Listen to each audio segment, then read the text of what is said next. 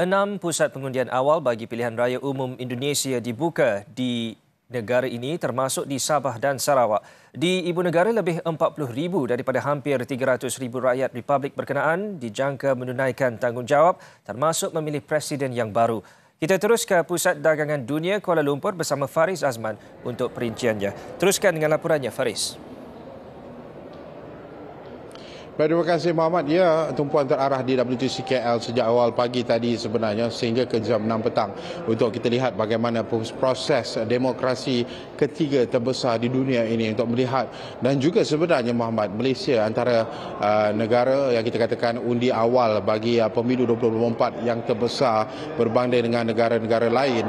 Dengan hari ini sebagaimana kita tahu di WTC KL yang berdaftar adalah 222,000 lebih daripada itu, dan ketika ini anda boleh lihat di belakang ini sebenarnya saya tidak mahu bergerak panjang sedikit, tetapi keadaannya seperti pagi tadi sehingga kini keadaannya boleh dikatakan agak riuh rendah di hadapan ini, tetapi masih lagi terkawal kerana ramai pengundi-pengundi awal yang telah pun hadir di WTC KL, terutama warga Indonesia ini yang hadir untuk menunaikan tanggungjawab mereka demokrasi untuk melihat bagaimanakah siapakah calon presiden pada 14 Februari depan, siapakah yang akan menerajui pentadbiran Indonesia bagi penggal seterusnya.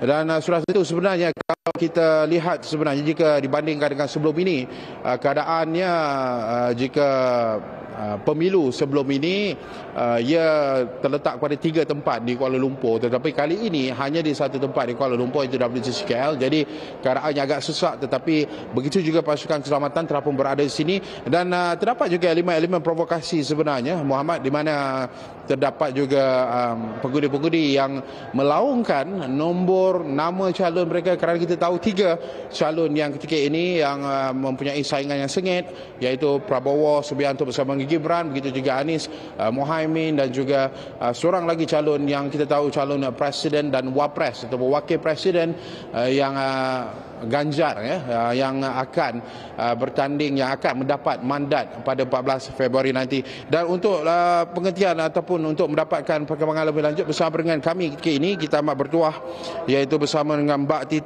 Titi Agriani, pemantau demokrasi pemilu Indonesia sejak tahun 1999. Terima kasih Mbak bersama dengan Buletin 130. Mungkin Mbak, pemantauan sejak awal pagi sehingga sekarang, mungkin Mbak apa yang boleh dikatakan?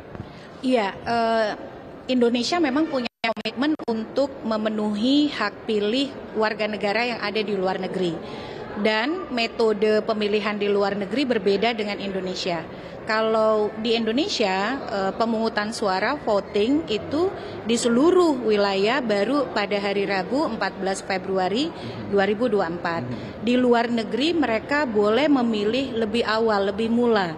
Nah, Malaysia, Kuala Lumpur, Johor itu pada tanggal 11 Februari di hari Minggu. Nah, mereka bisa memberikan suara dengan 3 metode. Datang ke tempat pemungutan suara seperti di tempat ini, di Putra WTC, WTC, atau lewat kotak suara keliling, mobile voting, atau yang terakhir undi pos, lewat pos. Nah, yang saya lihat memang antusiasme cukup tinggi karena tahun ini agak berbeda, dikumpulkan di satu tempat. Jadi kita bisa melihat banyak sekali kumpulan orang dalam jumlah besar, dan ini ada di tempat ini register votersnya 220,000 lebih. Tapi kalau kita lihat praktik pemilu-pemilu terdahulu, mungkin yang dari voter list itu jumlahnya voter turnout-nya less than 50%, kurang dari 50%. Mostly mereka yang datang adalah mereka yang unregistered. Nah, di Indonesia itu unregistered boleh gunakan hak pilih sepanjang dia punya paspor.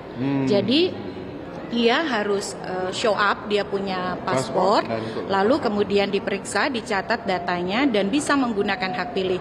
Waktunya 10 jam, dari jam 8 pagi sampai jam 6 sore. 6 sore. Ya. Terima kasih Mbak. Kita tidak punya masa yang lama. Mungkin sepasti kita akan berbincang lebih banyak mengenai dengan bagaimana pemilu 2024 Mbak Titi antara individu penting yang melihat dan memantau di sekitar luar negara bagaimana proses undi awal ini dijalankan, terutamanya di Malaysia, antara negara yang Kalau dikatakan pengundinya hampir 500,000 warga Indonesia yang berdaftar untuk menunaikan tanggungjawab mereka. Sudah tentu kita akan bawakan perkembangan dari semasa ke semasa sebenarnya Muhammad. Apa yang berlaku sehingga jam 6 petang ini, bagaimana keadaannya, semua akan kita titipkan dalam buletin tv3.com.my. Itu sahaja bersama saya daripada WTC KL, pemilu 2024 undi awal yang akan kita saksikan sehingga jam 6 petang. Muhammad bersama berganda.